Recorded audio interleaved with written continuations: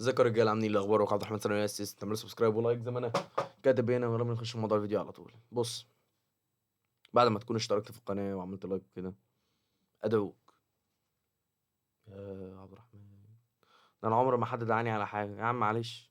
ادعوك انا بقى ان انت تاخد ريست يا عبد الرحمن.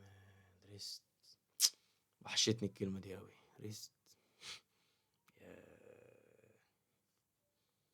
انزل اتمشى شويه، اقوم من على المكتب. وحشتني قوي الحاجات دي. اللي بيتكلم ده بقى فاهم، واحد اصلا قاعد على الموبايل على طول، بس هو من كتر ما هو من كتر ما هو تعبان مسك الموبايل، فاهم؟ فهو اصلا وهو ماسك الموبايل بيفكر في المذاكره، وهو تعبان برضه، فاهم؟ المهم يعني كل الحاجات دي طبعا مشاكل حلها حاجه واحده بس، انت تاخد بريك. عبد الرحمن ضمير يا عبد الرحمن، ما بقدرش استحمل. يا عم في إيه يا عم؟ اهدى شويه. افهمك حاجه، انا والله العظيم استوعبت الموضوع ده دلوقتي لما سافرت اسكندريه، زي ما انت شفتوا يعني الفيديو اللي فات. كنت انا تعبان جدا، انا بجد كنت بقالي فتره. اللايف بتاع دوت والمسرحيه اللي هي بتاعت الصيني ديت، برضه عملت لكم فيديو ان انا رحت عملت مسرحيه صيني. المهم، وامتحانات في الجامعه وبرمجه ولغات فاهم؟ كنت تعبان جدا، والقناه التانية وحاجه يعني قمه الدعك.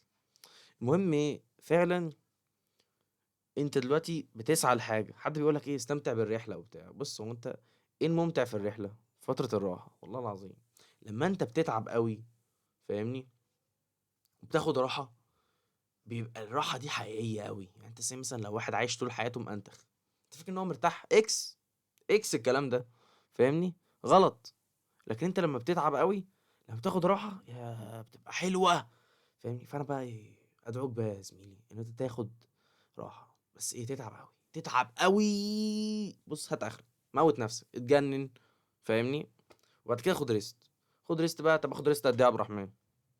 يا عم اي حاجه يا عم. شوف انت ما يعني انت اخرك تاخد ريست قد ايه؟ ما انا مش فاهم الهبل ده بقى. ما تقعدش بقى تسالني اسئله هبله بقى يا عم. انت بقى كل الفيديوهات دي والتعب والشقه، وفي الاخر تقعد تقول لي طب اذاكر كام ساعه واعرف ازاي ان انا كده بذاكر تمام فيها. بص كده، بص كده، ايه بعرف احل؟ خلاص انت كده بتذاكر تمام يا عم. يا عم ما تعصبنيش يا عم. ما علينا. دلوقتي تاخد ريست، زي مثلا يوم كل اسبوعين او نص يوم كل اسبوع مثلا. انت بقى يا عم ان شاء الله يوم كل 3 اسابيع، المهم تكون بتاخد ريست. يعني في ريست في الحياه كده انت بتنتظره، فاهمني؟ انت مش بتنتظره، اللي هو بتاخده يعني، اللي هو هديه. المهم يبقى فيه هديه في الوجود يعني.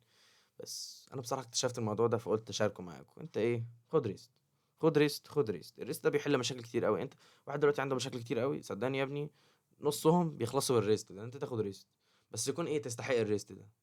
افضل بقى كده ايه، دوس على نفسك، دوس على نفسك، دوس على نفسك، عشان تاخد الريست دوت يكون ريست حقيقي وتنبسط بيه. واشوفكم الفيديو الجاي. سلام سلام يا صاحبي. ايه اللي انا بعمله ده؟ سلام يا رجاله.